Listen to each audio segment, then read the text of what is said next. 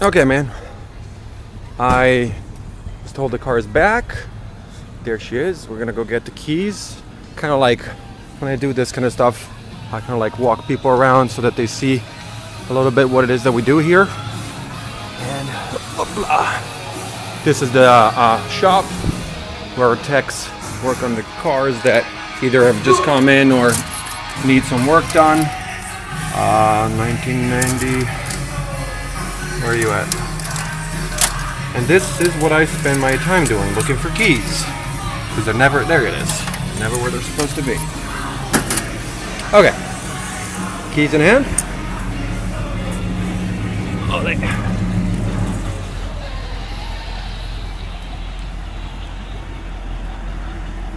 New arrival. Hi guys. Well, here we go. And I think that when we started talking, I told you that I wasn't exactly a fan of this body style, but after doing some homework about the car, I have to say I'm a reborn Corvettist, in the sense that the 1990 was the only year model of the ZR1 that had a different front end than the rest of the standard Corvettes. It was 4 inches wider in the back. The motor was done, it was actually the only time GM paid someone else to have the motor done for them. It was done by Mercury Industries. And the car, the setup, the aerodynamics was actually worked by Lotus. So this is a one-time only occurrence in the whole of GM history, apparently, where they basically branched out and had to ask, or wanted, did ask for help from fellow car makers, and it's locked. The cool thing about it is a really low production number. Apparently the fact that I just unlocked it and locked it. Doing this with one hand is like, here we go. It just never happens. So the fact that the later models, so 91 and onward, had apparently the fact that the later versions all looked pretty much the same as normal Corvette killed the sales numbers. Hence, they only sold a total like 5,800 units throughout the entire production run of the ZR1. You said that the car you had looked at was less than spectacular when it came to the door and squeaks and stuff. So, granted, of course, we have the train distracting us, but I'm not even, you can actually see my hand in the reflection. Look at this. You can clean a car, but if it gets really dirty and if it is left outside, it's gonna get dirty in places where you cannot get to anymore. This is absolutely spanking. Look at that. These little rivets, actually they're little hex bolts. These are outside of where the weather strip covers them. So if this car had ever, lived outside in the rain, these would be, rusty or dirty, but there's absolutely no sign of this car ever being left outside. Before we go inside, I just want to open the trunk, which is actually kind of cool as it opens itself when you click the button. That's pretty neat. You were saying that part of the idea of this car was to take it out for a little bit extended drives, and you have the second set of roof here with the transparent one. So you undo this little latch here and it comes up, and you have a solid amount of space. And I would probably leave this second set at home, but even with that in place, there's a decent amount of space under there. Ow, it just bit me. Other than that, honestly, in short, if you like the color, this is a good car, and it's locked. What I would want to show you now is, after I negotiate the other door, here we go, is here. The interior. Car is, all we did was just clean it, and I love these seats. Everything is power. even the side sustain here, I can show you, I think. Let me see here. They close and open. That's so cool. This is the definition of power seats.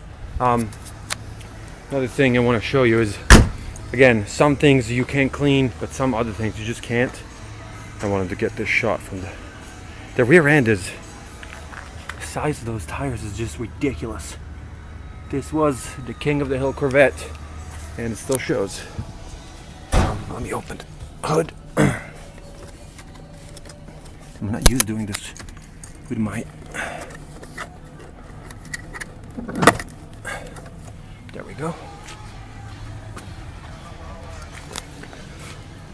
Oh, nope, didn't pull it hard enough. There we go. As I said, there's some things that, you know, you just can't clean.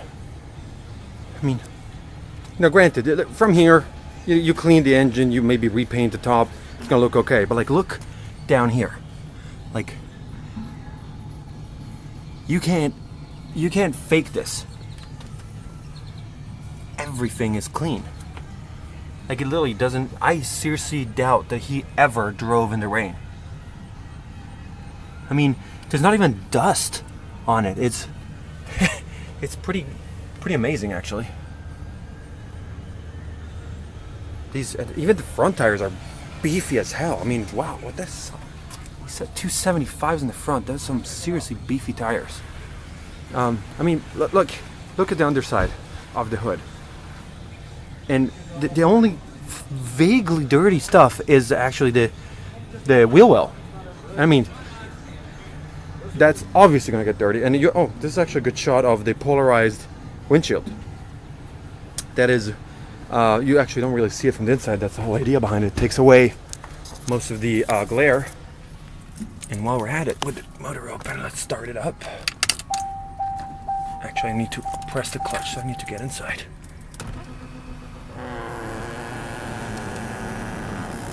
There we go.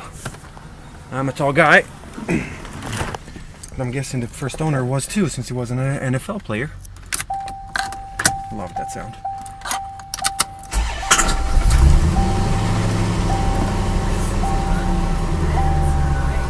And we actually have the full power engaged. This key lets you, damn, shut up. This key lets you engage. Imagine your kid wanted to borrow the car. This full power, 290.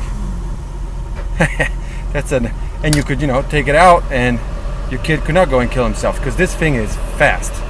I really like the instrument panel, very simple. You have all the information you need. You have the, you know, you can actually see the car was actually just taken back from inspection, so she's at operating temperature.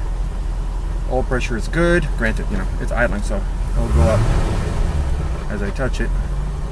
Oil temperature, water temperature, batteries charging.